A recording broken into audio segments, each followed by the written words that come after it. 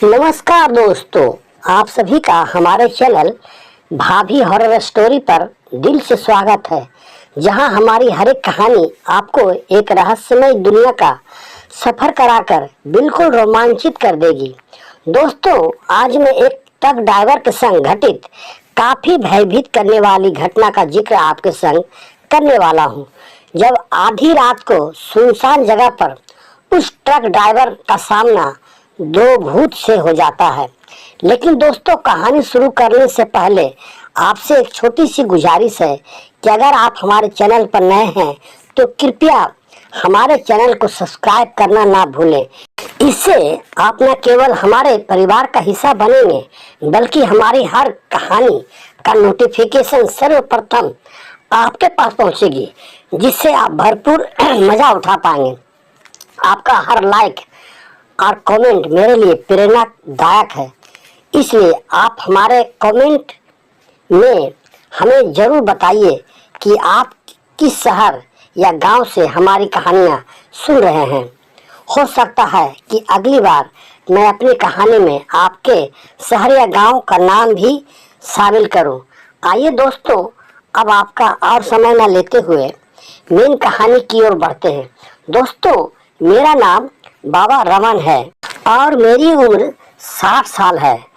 Delhi high road के किनारे मेरा एक बड़ा सा ढाबा है, जिसका नाम है बाबा का ढाबा।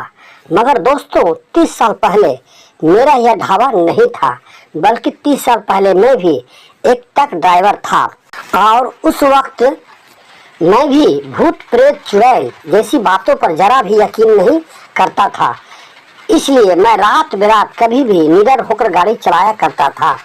मगर जब खुद मेरे साथ भी कई भयानक घटनाएं घटी जो मुझे भी भूत प्रेत और चुड़ैल जैसी बातों पर विश्वास करने के लिए मजबूर कर दिया।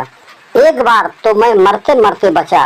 अब तभी से मैंने ट्रक चलाना ही छोड़ दिया और उसी ट्रक को बेचकर मैंने एक ढाबा खोल लिया। दोस्तों, मेरे ढाबे में आने वाले कई ट्रक ड्राइवर अपने अपने साथ घटित कई भयानक घटनाओं का जिक्र मेरे साथ कर चुके हैं।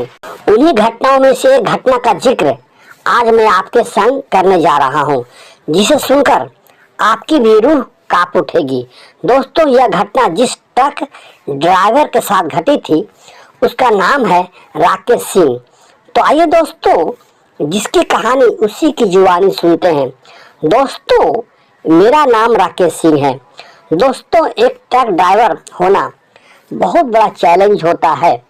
पहाड़ों के घुमावदार अंधेरी सड़कों में ट्रक चलाना मौत के कुएं में गाड़ी चलाने जैसा होता है। एक छोटी सी गलती भी ट्रक ड्राइवर के जान को खतरे में डाल सकता है।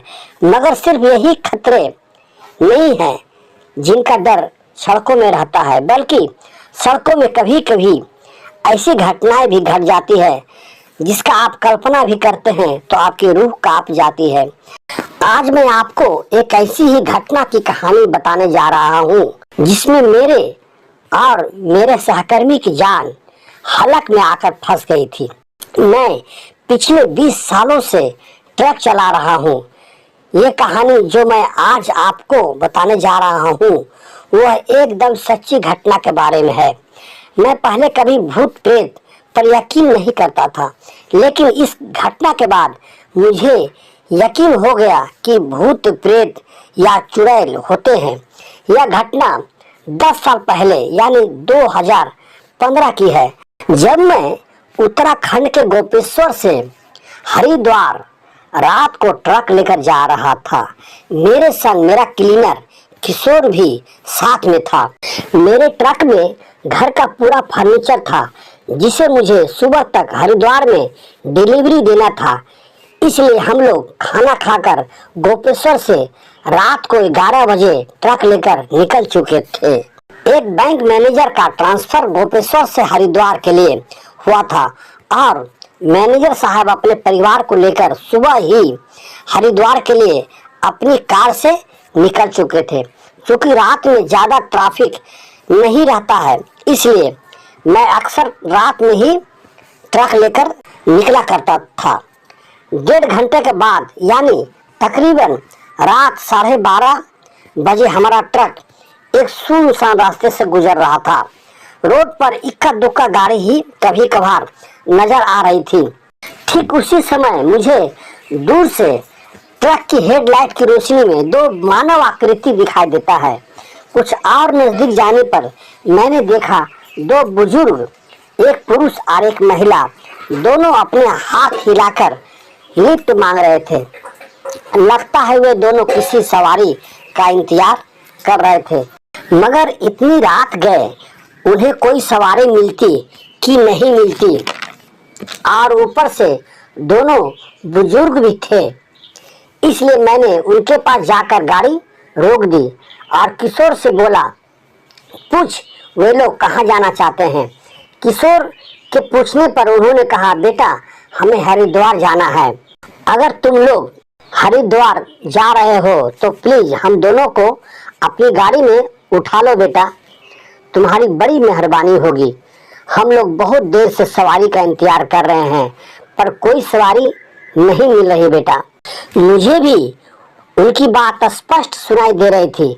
मैंने किशोर से गेट खोलकर दोनों बुजुर्गों को ट्रक में उठाने को कहा। वे दोनों ड्राइवर के पीछे वाली सीट पर जाकर बैठ गए और हम दोनों को आशीर्वाद देने लगे। फिर मैंने ट्रक स्टार्ट किया और वहां से निकल पड़े। कुछ देर जाने के बाद मैंने गौर किया कि दोनों के हाथ में दो मटके थे जो लाल कपड़े से ढके हुए थे। मैं आश्चर्यचकित था क्योंकि ट्रक में चढ़ते समय तो उनके हाथ में कुछ भी नहीं था। फिर मैंने सोचा हो सकता है कि मैंने ठीक से ध्यान नहीं दिया हो। फिर मैंने उनसे कहा, अंकल जी हरिद्वार में कहाँ जाना है आप लोगों को, और आपके हाथ में किस चीज के मटके हैं। उन्होंने कहा, बेटा ये अस्थियां हैं और इनको हरिद्वार के गंगा नदी में विसर्जन करना है। यहाँ तक तो चलो ठीक था, मगर इसके बाद जो उन्होंने कहा उसे सुनकर तो मेरे और किशोर के पैरों तले जमीन खिसक गई। मैंने उनसे पूछा, अंकल जी ये किसकी अस्थियां हैं। उन्होंने उत्तर में जो कहा वह मुझे हिला कर रख दिया। उन्होंने कहा, बेटे हम दोनों पति पत्नी हैं और ये अस्थियां हम ही दोनों की है। उनकी बातें सुनकर मैं आश्चर्यचकित हो गया। मैंने कहा, क्या अंकल जी आप भी मजाक करते हैं, ऐसा कैसे हो सकता है, क्योंकि अस्थियां तो लोगों के मरने के बाद बनती हैं और उसे परिवार के रिश्तेदार लोग ही विसर्जित करते हैं, मगर आप लोग तो जिंदा हैं। फिर उन्होंने कहा, हम जानते हैं कि हमारी सच्चाई जानकर तुम लोग आश्चर्यचकित हो जाओगे और डरने भी लगोगे, इसलिए मैं तुम्हें पहले ही बता देता हूँ कि तुम लोग बिल्कुल मत डरो, हम तुम्हारा कुछ भी नुकसान नहीं करेंगे।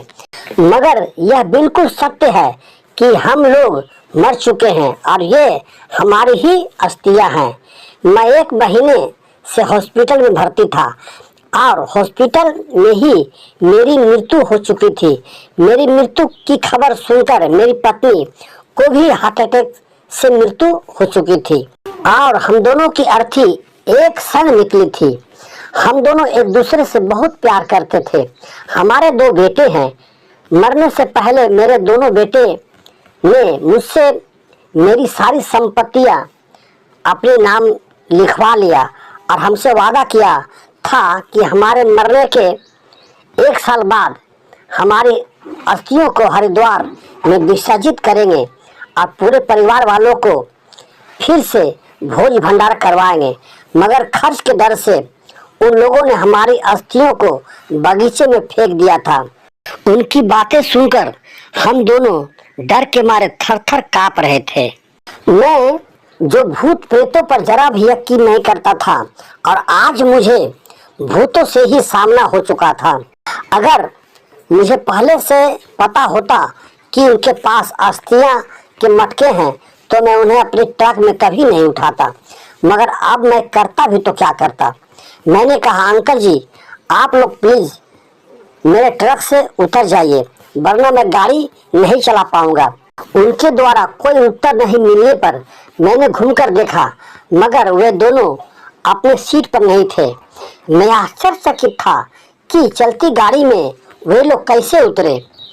अब मुझे पक्का विश्वास हो चुका था कि वे दोनों जरूर भूत थे, क्योंकि 70 किलोमीटर रनिंग गाड़ी से उतरना, वह भी बिना गेट खोले, किसी इंसान की बस की बात नहीं हो सकती है। उनके उतरते ही मुझे कुछ सुकून मिला, मगर उसके अगले ही पल जो मैंने देखा उसे देखकर मेरी आंखें फटी की फटी रह गई। मैंने देखा कि दोनों मटके पीछे की सीट पर रखे हुए हैं। पहले तो मेरे मन में विचार आया कि दोनों मटके को बाहर निकालकर फेंक दूं, मगर अगले पल ही मेरा विचार बदल गया और मैंने ठीक कर लिया कि इन अस्थियों को हरिद्वार में विसर्जित कर दूंगा ताकि उनकी आत्मा को शांति मिले। हम लोग सुबह 7 बजे तक हरिद्वार पहुंच चुके थे। हम लोगों ने माल की डिलीवरी दी और वहां से सीधे हरिद्वार के गंगा घाट पहुंचे। दोनों ने एक एक मटके लिया और गंगा में प्रवाहित कर दिया। ऐसा करके हम दोनों को बहुत सुकून मिला। हमने सोचा चलो एक बहुत बड़ा झमेला से मुक्ति मिला, मगर मुझे क्या पता था कि सामने एक और मुसीबत मेरा इंतजार कर रहा है। जब हम लोग हरिद्वार से गोपेश्वर के लिए लौट रहे थे और अभी भी 2 घंटे का सफर बाकी था और घड़ी में लगभग शाम के 5 बज रहे थे और अब अंधेरा भी हो चला था और मेरा ट्रक भी 70 की स्पीड से भाग रहा था। तभी मैंने महसूस किया कि वही दोनों बुजुर्ग मेरे सीट के पीछे उसी स्थान पर बैठे हैं जहां वे लोग पहले बैठे थे। मैं सोचने लगा कि कोई भी इंसान 70 की स्पीड से रनिंग गाड़ी को बिना रुकवाए कैसे उठ सकता है। अब मुझे पक्का विश्वास हो गया था कि ये दोनों भूत हैं, क्योंकि उसके पहले भी ये दोनों रनिंग गाड़ी से अचानक गायब हो चुके थे। डर के मारे मेरी हालत खराब हो रही थी, क्योंकि वे दोनों मुझे ही घूरे जा रहे थे। मैं थोड़ा हिम्मत करके बोला, अंकल जी, हमने आपकी दोनों अस्थियों को प्रेम पूर्वक हरिद्वार के गंगा घाट में विसर्जित कर दी है, तो फिर आप लोग क्यों आए हैं? उन्होंने कहा, बेटा, हम लोग तुम्हारा शुक्रिया अदा करने आए हैं, क्योंकि जो मेरे लोभी बेटे ने मेरी संपत्ति लेकर भी मेरा यह काम नहीं किया जिसे तुमने निस्वार्थ भाव से कर दिया। मगर यह काम अभी भी अधूरा है, क्योंकि अस्थि विसर्जन करने के बाद भोज भंडारा भी करना पड़ता है, जो अब तुम्हें ही करना है। फिर उन्होंने कहा, मेरा नाम रामपाल है और मेरी पत्नी का नाम सुनैना है और हम लोग तुम्हें पहली बार जहाँ पर मिले थे वहीं पर 2 किलोमीटर की दूरी पर मेरा गांव है और मेरा गांव का नाम है मुरैना। मैं बोला, अंकल जी, वह तो ठीक है, मगर मैं एक गरीब आदमी हूँ, यह ट्रक भी मेरा नहीं है, मैं तो नौकरी करता हूँ, तो मैं भला यह काम कैसे कर सकता हूँ, आप ही बताइए। जब मेरे सवाल का उत्तर नहीं मिला तो मैं पीछे मुड़कर देखा और मैं हैरान हो गया, क्योंकि ये दोनों ट्रक से गायब थे। मैं सोचने लगा कि क्या मुसीबत है यार, भला मैं इतने पैसे कहाँ से लाऊंगा कि उनकी भोज भंडारा कर सकूंगा। मैं भारी चिंता में घिर चुका था कि अगर मैंने उनके भोज भंडारा नहीं किया तो ये भूत मुझे छोड़ने वाले नहीं हैं। मैं तरह तरह की चिंताएं कर रहा था।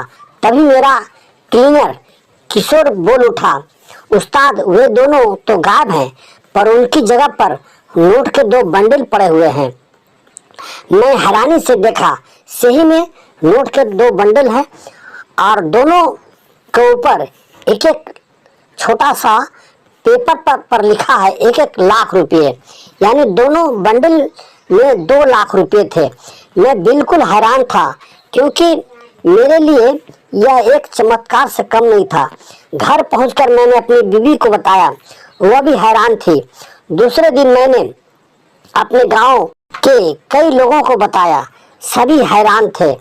सभी लोग कहने लगे लगता है तुम्हारा उनका पूर्व जन्म का कोई रिश्ता रहा होगा, वरना वे इस शुभ कार्य के लिए तुम्हें ही क्यों चुनते।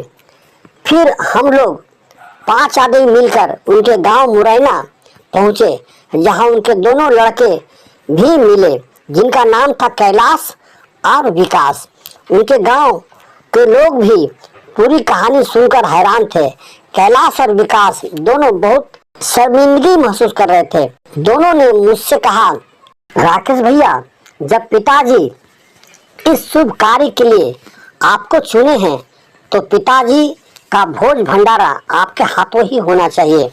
और वैसे भी आप हम दोनों से बड़े हैं, तो हम लोग भी आपको अपना बड़ा भाई मानते हैं।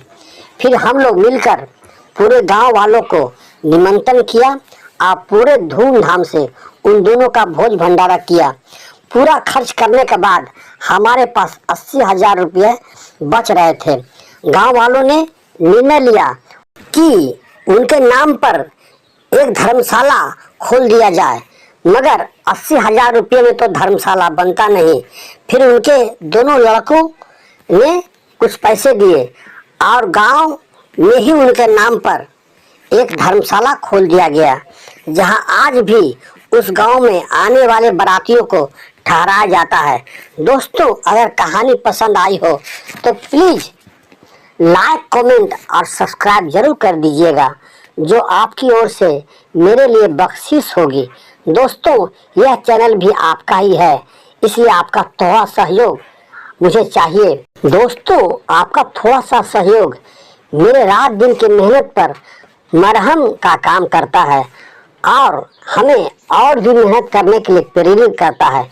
दोस्तों, मेरा भी आपसे एक वादा है कि इस कहानी में आप लोगों के जितने भी कमेंट्स आएंगे, उन सभी का नाम एवं स्थान की घोषणा मैं अगली कहानी में अवश्य करूंगा। तब तक के लिए नमस्कार, आदाब और सत श्री अकाल। शुक्रिया और धन्यवाद।